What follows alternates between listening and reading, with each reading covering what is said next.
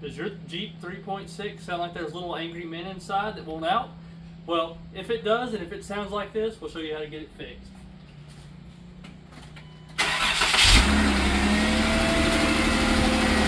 Here I'm in there with the hammer, just picking on that thing trying to come out. Here's your culprit. So what happens whenever these rocker arms get to ticking, what you're hearing is this roller. Can you see how much that's moving? That roller drops and these rockers will ride the cam, and what you're hearing is the slack in these things, and that's the noise that you're hearing of the little angry men inside the motor. So we're gonna get this thing tore down. This is one of the old rocker arms we replaced 40,000 miles ago. We didn't change all of them on the driver's side, which we should have, but I didn't have enough rockers to complete the job. So now we've got all 12. We went to O'Reilly's, bought all 12 rocker arms. It's a milling part number MR1332. And we're gonna get all 12 of them changed just to play it safe. And this thing here will be good as new again. So, alright, so first step whenever working on a Jeep 3.6, to work on these engines, you must become one with the engine and crawl up here. Because this one sits up way entirely too tall. Alright, so to get started on these, to get this driver's side valve cover off, you got to remove your little engine cover that just picks up and pops off. You got two 10mm bolts here. Disregard ours because the shroud is broken. The bolts are, it's okay. So we'll get this air box removed. We'll have to pull the upper intake. We'll get all that out of the way. So since those are already disconnected, we'll get started here with this air hose. It just slides off. We'll have an 8mm on the throttle body for the intake tube.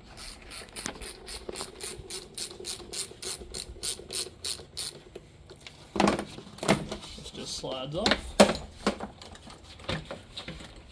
We're just going to pull the whole air box out. You have a small electrical connector on the back. That's for your intake air temperature sensor. And now your air box is removed. Alright, now we're going to get ready to pull our intake off. So you'll have a hose there, a hose there. You've got a hose here that comes off the brake booster. Electrical connector here for a map sensor. And out of the way. Have some hoses over here for a breather. And your PVC hoses that are popped in the side of the intake. Then you're going to have 1, 2, 3, 4, 5, 6 intake bolts to pull. 8mm.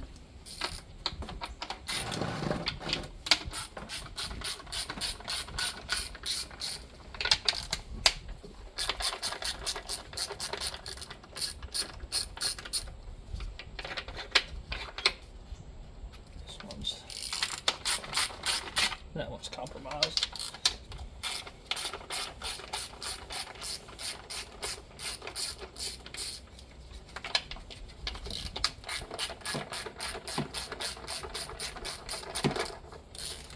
Our intake bolts, and now you'll have some 10mm nuts here. We have one here. There's supposed to be one here, and there is. I think we can just get that one off if I remember right.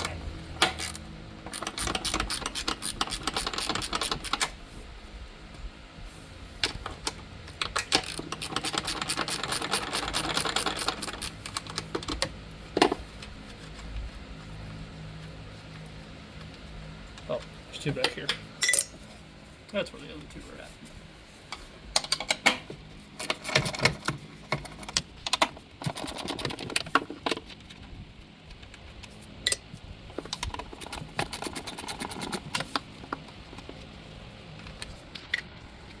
You've got a 10mm nut on this side of the intake.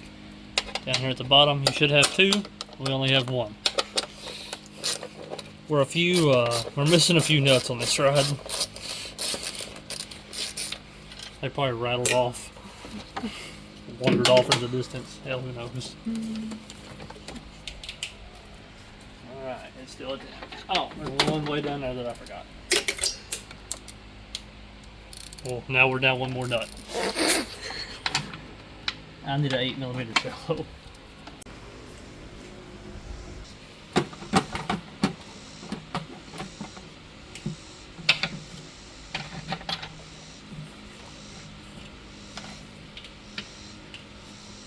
leg. A SpongeBob reference.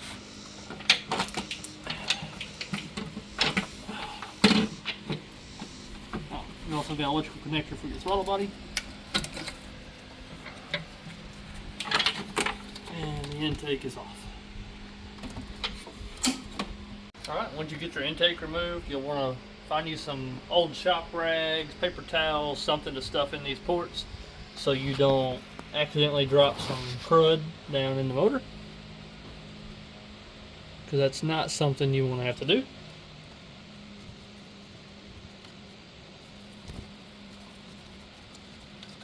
Just something similar to that. Alright, we'll take off this foam muffler.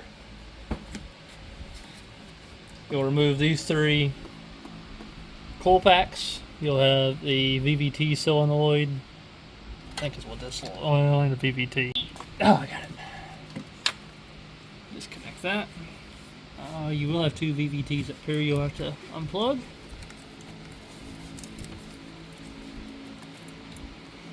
Should be able to do this in my sleep as many times as we've done this. I'm going to go ahead and remove this bracket just so it makes it clearance issues.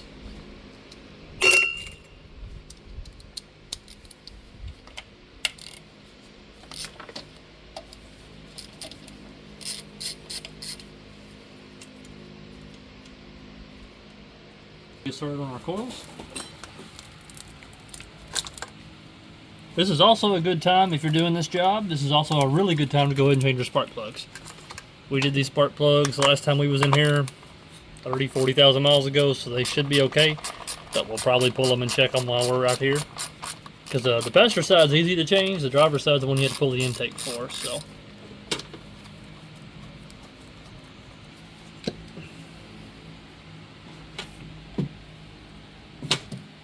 there's stuff in that. What? There's something in there. A spark plug. Don't say there's something in there. It means there's oil or something.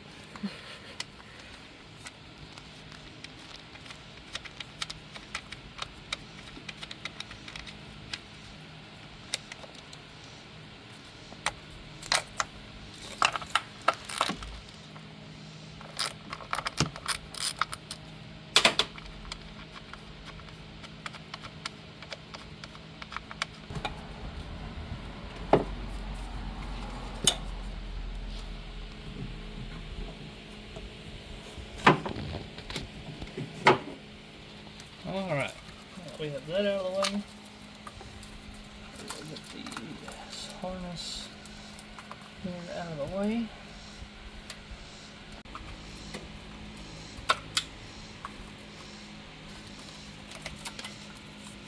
We'll go ahead and just put these injectors so we're not fighting them.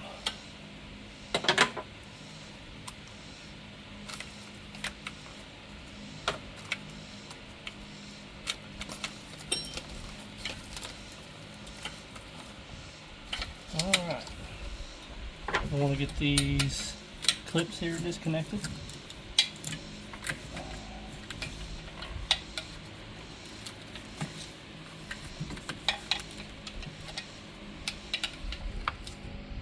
You've got your PVC hose off the back. You can just drop, that's fine. We'll just start on the valve cover. 8mm on all these.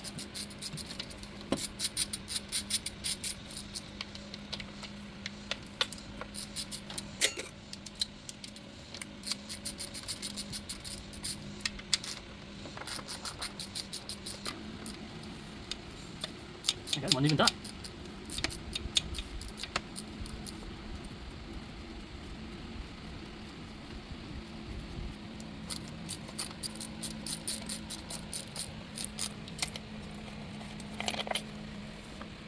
Alright, when getting all your valve cover bolts, don't forget there is an 8mm bolt or on the back side here next to where your hose comes in for the breather. It's right at the end of my pinky there. You can barely see the head of it. Right there it is. Don't forget about that one.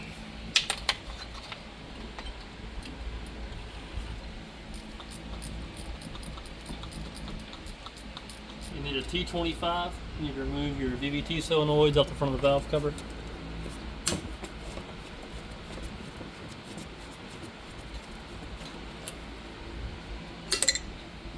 Each VVT has 3 T25 bolts.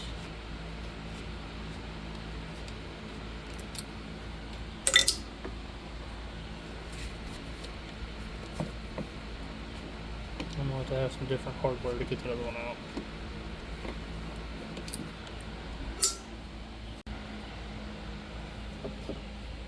You want to be sure you lay these in the orientation in which they go. So I have this as cylinder 1, 2, 3, 1, 2, 3. This will be our front VVT, and I'll have the other one for the other. Because your VVT solenoids will be different for your intake and your exhaust.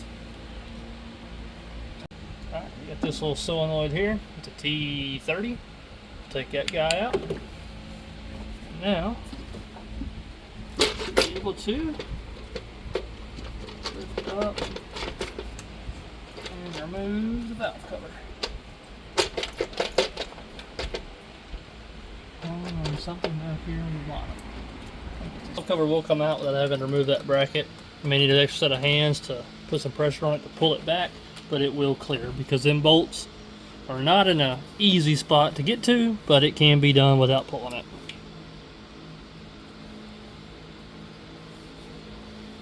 Alright, so those little rockers we were showing a while ago, here they are. You have one here, one over here, one here, one here, here and here, and on the back side here and here, here and here. Alright, so the rocker arm rides in there similar to this if we're talking about our exhaust camshaft here. So the roller, whenever the bearings fail in the roller, this bearing drops. And the cam will hit the top of the rocker in these locations right here that you can see those wear grooves. If you catch this early, you can replace these rockers without having to replace the camshaft. So as soon as they get to ticking, park it, stop it, cut it off, and go ahead and get your rockers changed before it costs you a boatload of money. So as you can see that right there with the play in the roller, this is where it was hitting on one of the original rockers. So now we will change out our old rockers. We're going to go ahead and change all of them. That way everything on this head is new. And we'll see what our other ones look like compared to this one. To get your rockers out, you want a 27mm shallow socket to put on your crankshaft to spin your engine over.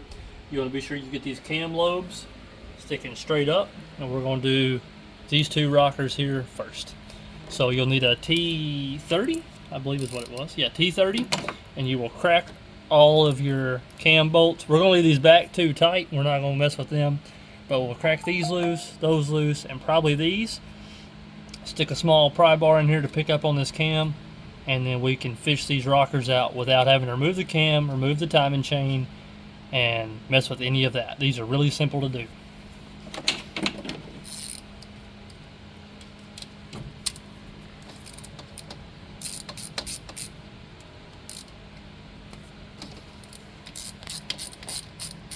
Our cam bolts loose. They're still in, but they're all just loose. The back ones I just barely cracked just to get a little bit more leverage. So pick up on this a little bit. Pick up on the end of the cam. And come on, pick up a little bit more. Pick up. A little bit more.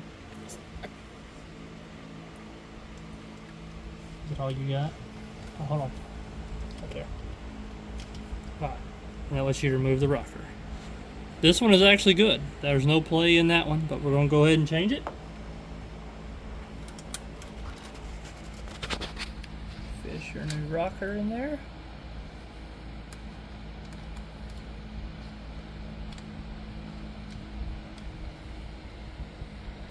Pick up a little bit.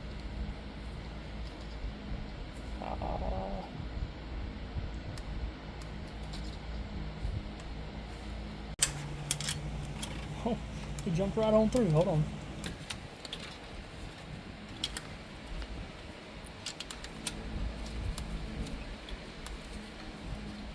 Okay, let it down. Okay, that one's changed. Alright. Pick it back up.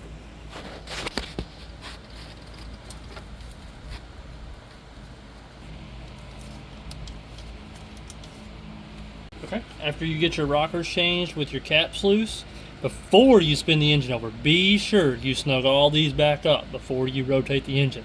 You don't want this thing to slip and jump out of time. So we're going to start in the center because you always tighten from the inside out. So we'll tighten these back up. Now you don't have to torque them to spec or anything just to spin it over, just to pull it right back loose. So no need to do that.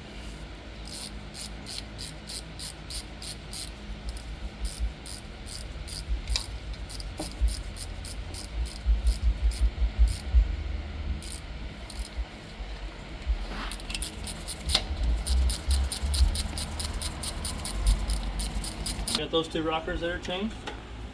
Now we're going to spin the engine over.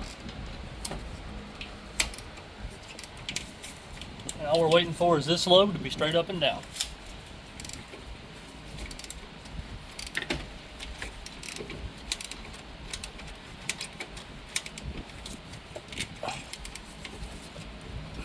Hang in there.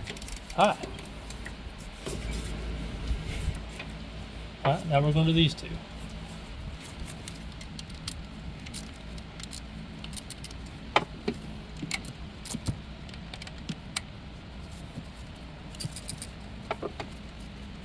Just tighten these back down because we was just changing these, and I was getting ready to jump to these back two, and this rocker right here is already loose, and it come out with not even prying on it or anything. So I guarantee you, once I get it fished out of here, that's an original rocker. And oh yeah, it's got slack in it. It ain't bad, but it does have play in it. But that's one of the originals. The originals have the green paint on them for some reason. All the aftermarket metalings are clean. So this is the first original we have changed. Out of these two, we still have this front one here left. But all the other ones we've changed where we replaced the last time around. But this is one of the OE rockers. Go to...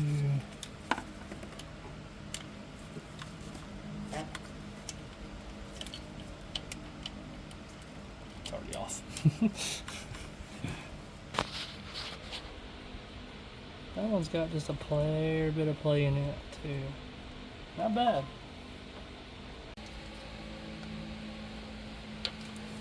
The back of it went in first. I don't want that. The front needs to go on first.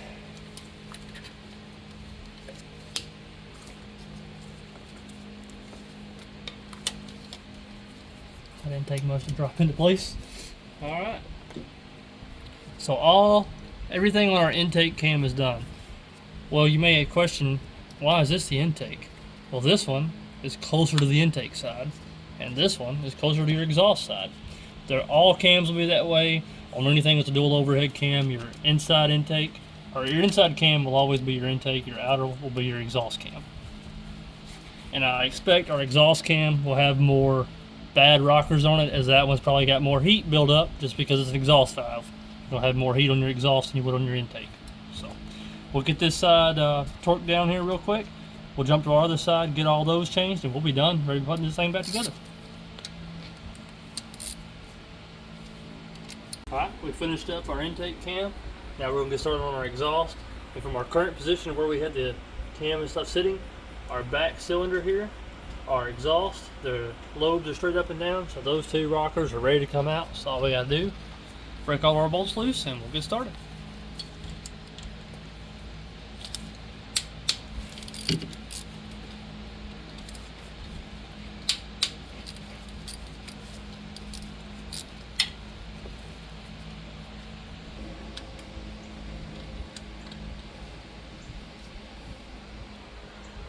That was one we changed before. It doesn't have the green paint. Alright, we got those two back rockers changed. We're good to go there. But neither of our cam lobes here are anywhere in a good spot so we can get those rockers out. These are here will come up first. So we'll spin this around, get these up top. We'll get these two changed and tighten everything back down. Spin it over again to get these two out. Tighten everything down, and then the only thing we have to do is torque it to spec, and we'll take those spark plugs while we're here and we can start reassembling.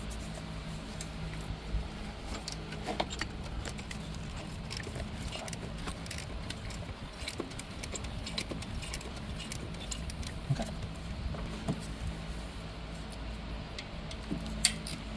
these loose. Okay, loosen these up. Hard to get them out. If you ever have one that's stuck and not wanting to go, doesn't seem like it'll clear, just loosen your bolts up quarter turn at a time until you get enough clearance. Just never remove the bolts all the way.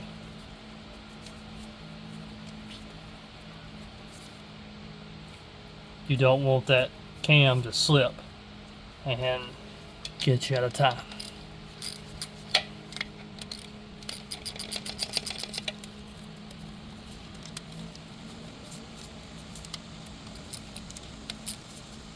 Okay.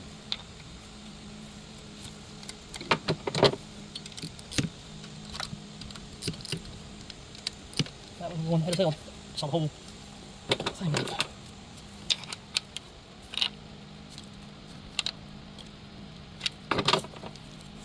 Not enough yet. Oh, that one up there.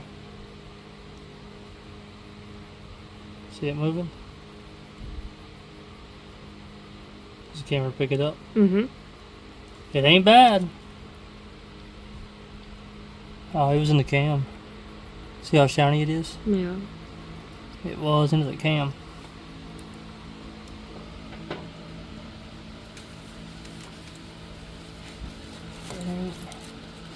Oh, it was starting to groove it, look. Take your fingernail across that and see if it feels it. Where? Just across that, the face of the cam. Is that this? Yeah. Does your fingernail pick up on it? A little bit.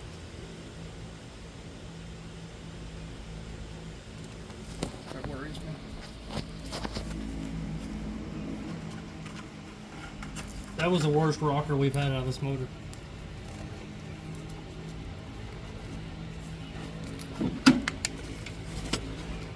You can definitely tell.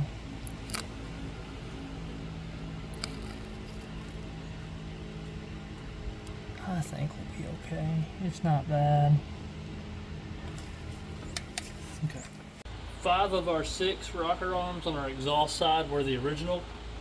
We had 2 that had failed and was just starting to get into the cam, but we put 1,500 miles on it a week before last at Jeep Invasion, so it started ticking on Tuesday or Wednesday while we were up there. Is when we started to notice this was going on. So we babied it all week to get it home to fix this. So, but we just changed our last couple on the exhaust side. We'll button all them down, and my 1/4 inch torque wrench that I have is currently MIA. So I'm gonna go pick one of them up in the morning. We'll get all these torqued down to 89 inch-pounds, and then we can reassemble everything else and crank this bad boy up. We're pulling our spark plugs out.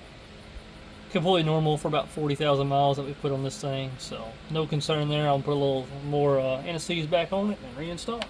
Just wanted to check on my way this far into it, so just to verify what we had. Don't take much. Just round it around. The NSCs keeps your steel threads from sticking to your aluminum heads.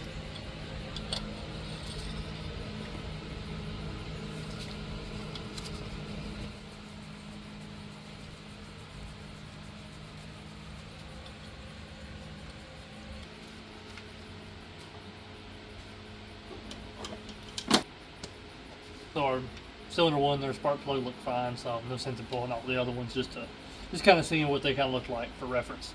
All the rockers are changed. Like I said, we got to pick up a torque wrench tomorrow, where we can get all those torqued down on all of our bearing caps. But in the meantime, we're gonna call this a day, and we'll get back on this first thing in the morning.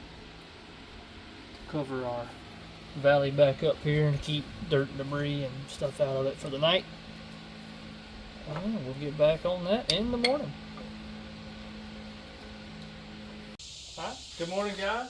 We're back on the 2014 Jeep Wrangler with the rocker arm issue. So we went and picked up our new torque wrench, and we're fixing to get all of our bearing caps torqued down to 89 inch-pounds. Inch-pounds, not foot-pounds. And we will get this buttoned up today.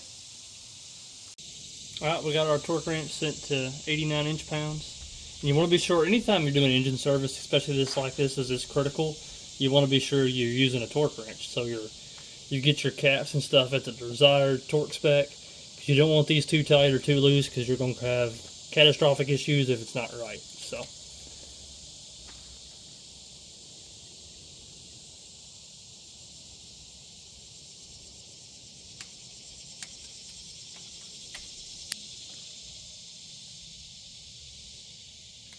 Right there, whenever the torque wrench breaks away, is when you know you're at your torque spec. I had all these hand snug yesterday with my ratchet, and I went back through and broke them all loose so I could torque them all down with this. And when torquing anything like this, you want to start at your inside and then work out.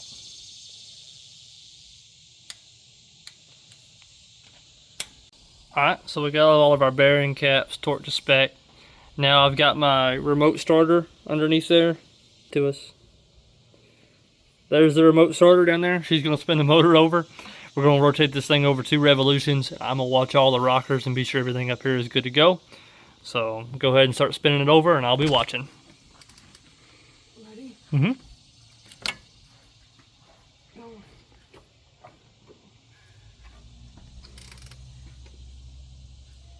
If it finds a hard spot or anything, just let me know. That's hard right there. Well, you're going to have compression you're going to be fighting against. That's hard. I asked if you wanted a longer ratchet.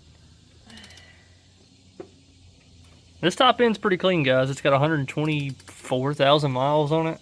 And we've owned it since 70-something. So, pretty clean top end for something with the miles it has. Alright, rotate everything over, everything spins good, no lockups, nothing crazy. Got a new valve cover gasket into place. We're going to change out these 2 VVT solenoid actuator gaskets here on the end.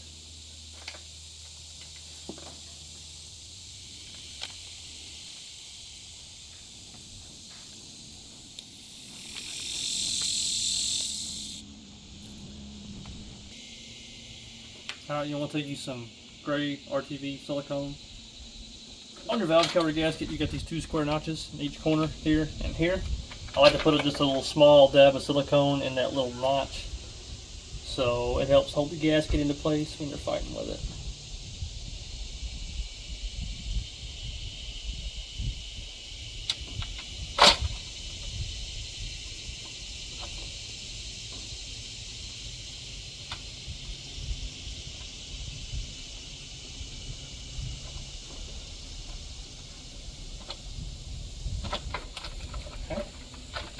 So now that's ready. Cap back on our silicone.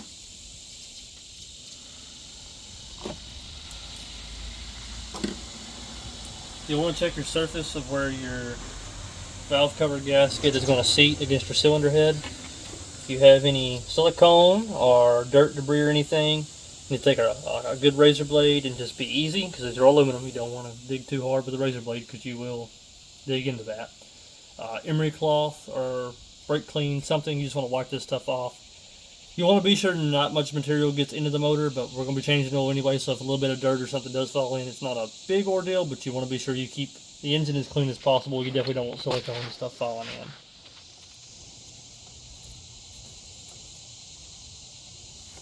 Because if you don't clean them off, you'll have stuff like this, debris, and then you'll have a leak.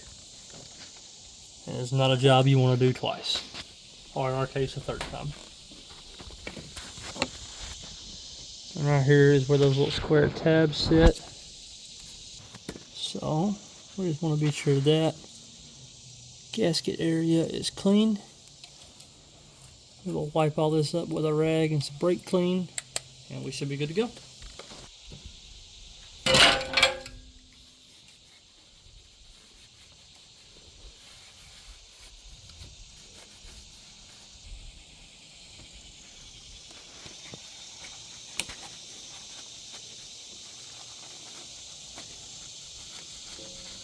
Alright, we're getting ready to put our valve cover back on. It's probably going to have a extra set of hands here to pull this bracket back so it clears. And we will get this right here set in.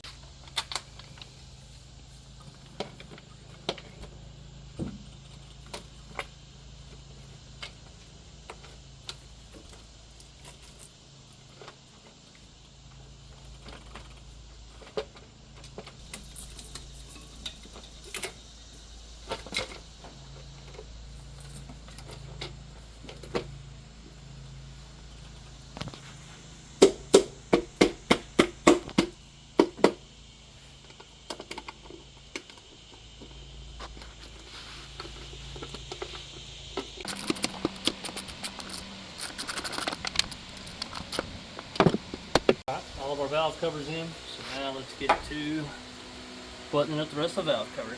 You've got this gasket here, goes in the back of the valve cover.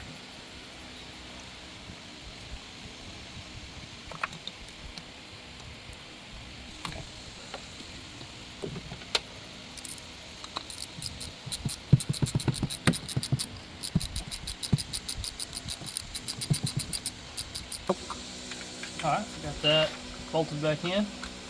We'll plug that up. You've got this clip back here that goes over the top of that rear back valve cover stud to hold that harness up out of the way.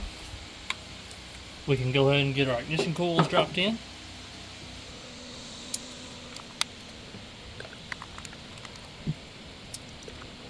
And that's a 10mm on those.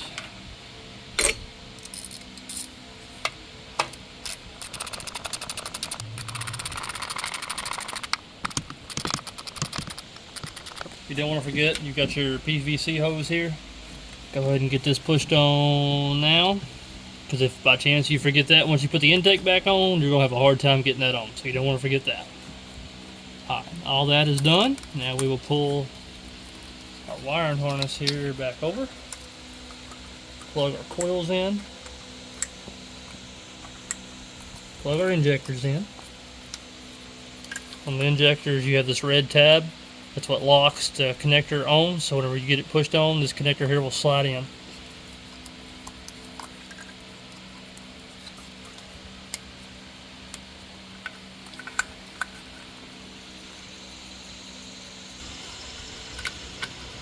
Push pin clips that back into place.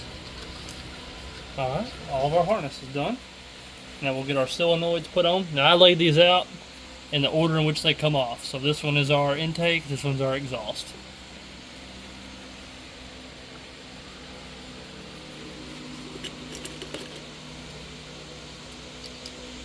And they were 3 T25s.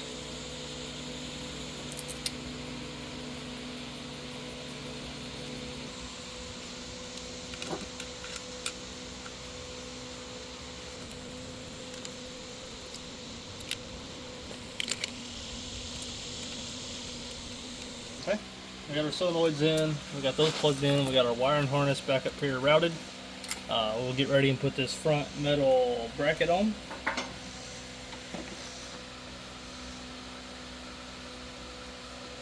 It goes like this. My bolts are right there.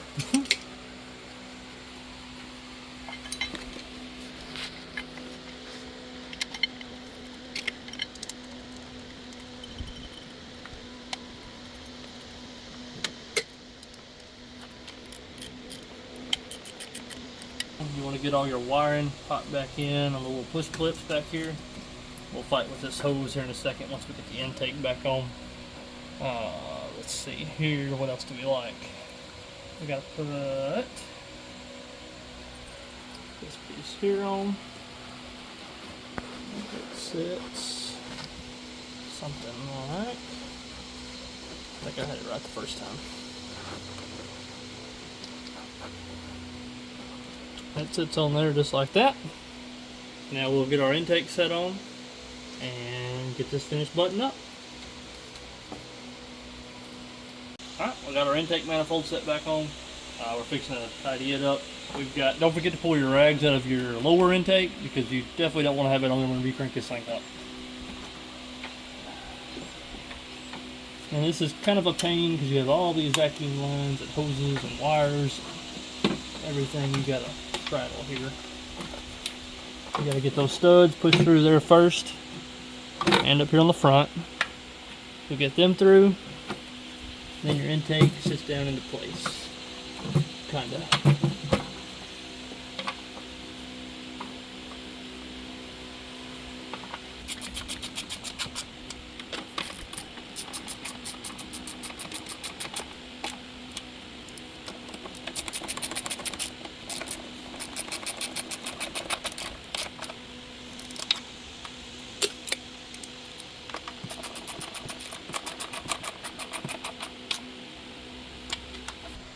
Alright, so you want to be sure you got all your intake bolts snug.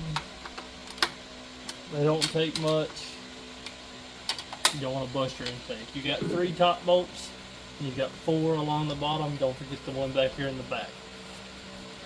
Once you get that done, we will set this wiring connector back down onto here.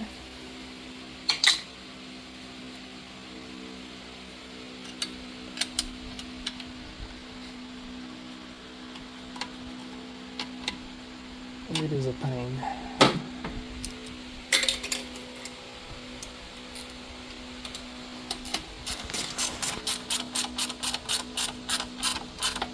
Alright, get that snug down. Now we will take our hardware here. Oh, we're missing that one nut that fell. Put one nut back here on the back, and one nut up here on the front.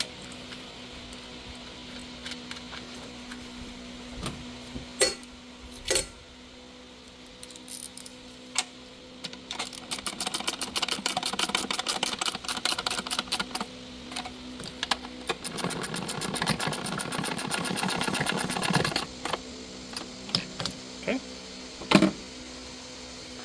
Hold on. What we got? Wiring connectors, hoses, and such. Alright, so we got our plug here for the map sensor up top. You've got a plug here for the throttle body here on the side.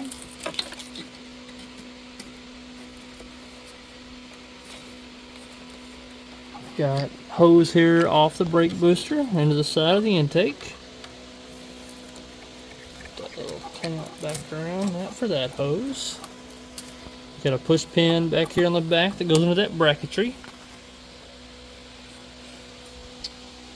Got a couple of emissions hoses here.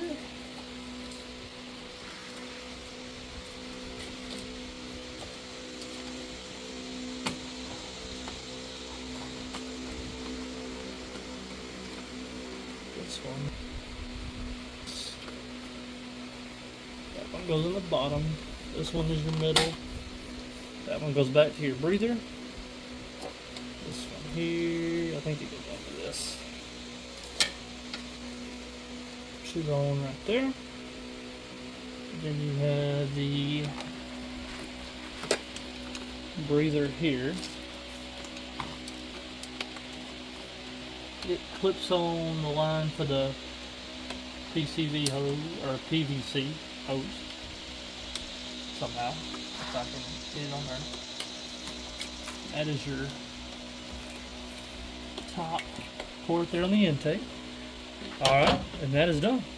All we got left is put our intake, the air box and stuff in, plug up our intake air temp sensor, plug this into that bracket here and there, and we should be about ready to crank this thing up.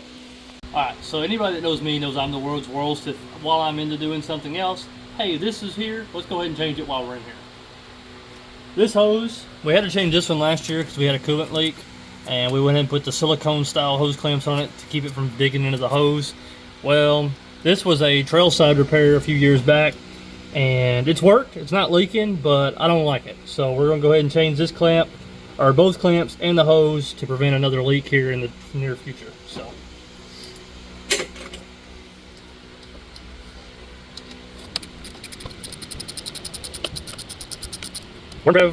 Worm drive clamps are good.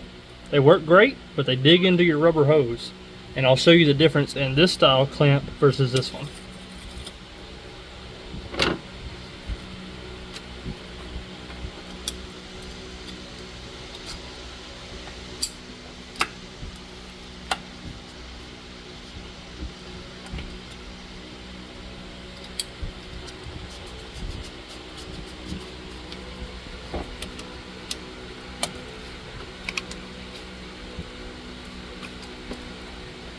If you're ever dealing with pesky heater hoses you can't get off, these Power Torque hose clamp or hose pliers are a wonder. Part number is GM 8721. You can get these up at O'Reilly's. They work great on twisting these hoses and sliding them off.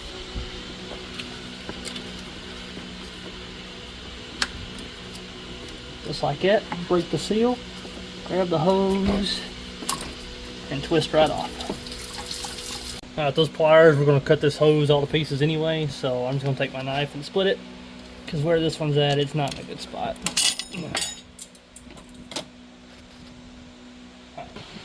Worm drive clamps, they work great when you're in a bind. This here's what they do to the hose. As you tighten it up, it just cuts into the hose. Ignore that cut, that's where we had to get it off. But this damages the hose. Get you a set of these, they're for silicone hoses. So whenever they go on, you don't have to worry about the worm part digging into and eating up your hose. These are reusable. You can buy them at O'Reilly's. That's the Gates part number for 5/8 to 1 inch clamps. Usually I keep some of these on the shelf here at the house. I keep some extras in the truck because these are very common. They're very, very helpful to have whenever you need one.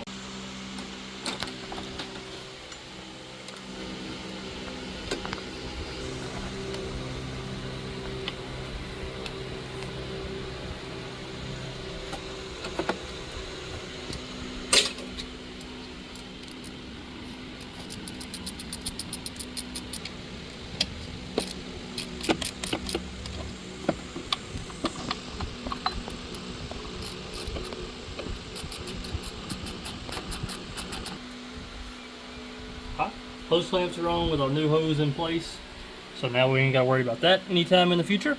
We'll get our air box put in, get that tightened up, and then we'll be ready to crank this thing here in just a few minutes.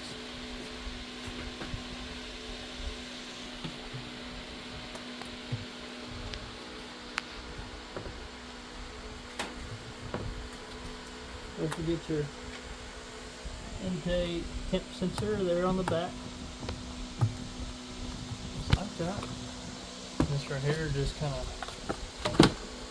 twists and falls into place.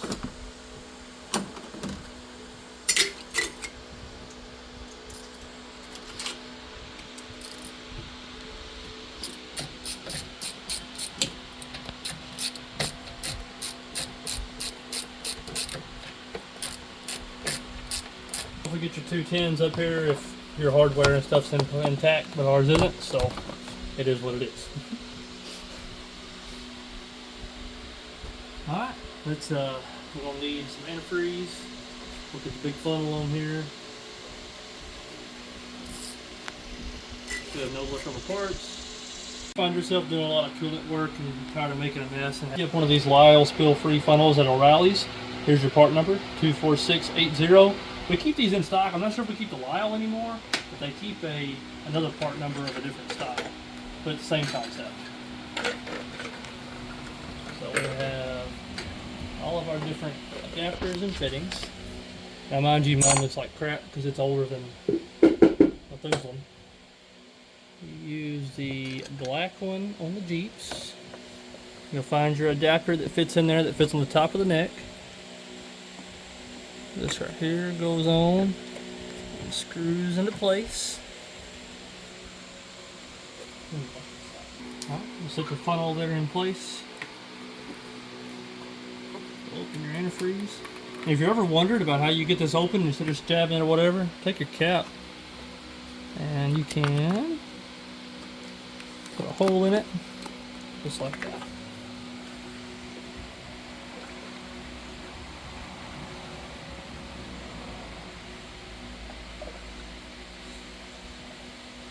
Alright, we're going to get ready for our first crank since we got all of our rockers changed out. Now you may hear some excessive more noise than normal whenever you first crank it because you've had all this apart, there's no wool, it's all new parts. So don't be frightened if you hear more noise than normal. It will go away once it builds over pressure.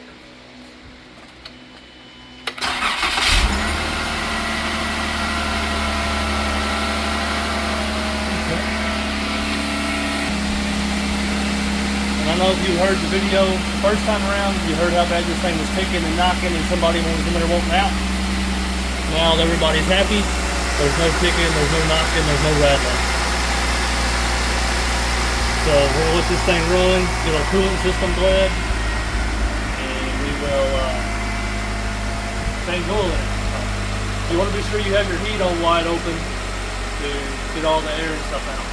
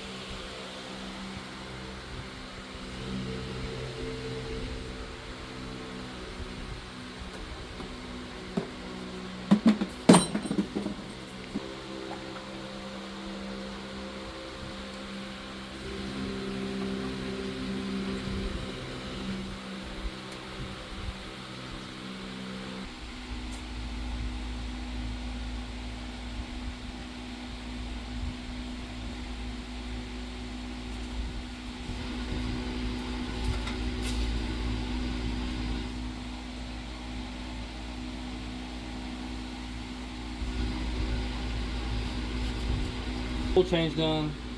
Put in some Mobile 1 Wix filter. Go inside, crank it up, and set our oil light.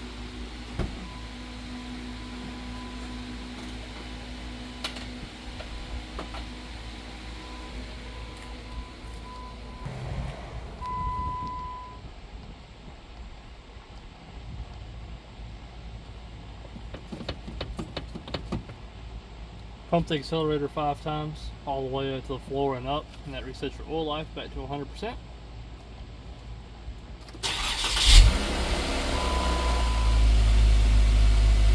Crank it up, let it run for a second, then we'll check our oil.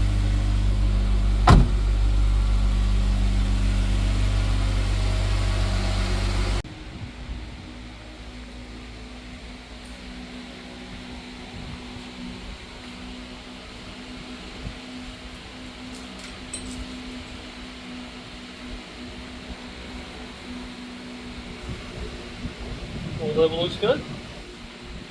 We'll get our engine cover put back on. And this bad boy is done and ready for many more miles. Get our engine cover put back on here. Alright guys, just like that. You've got all your rockers and stuff changed under 3.6. You would repeat this process same for the passenger side if you had an issue over there. But just know your pivot has to come out, the battery tray, all this, everything that sits on top of this fender has to come out to get to this side with the same exact job. And you don't have to pull the intake to this side either. So, but that's got the driver's side done. That's the side that always gives all the trouble. It's smooth now, no more ticking. We should be good to go for a long, long time now. So, thank y'all for watching.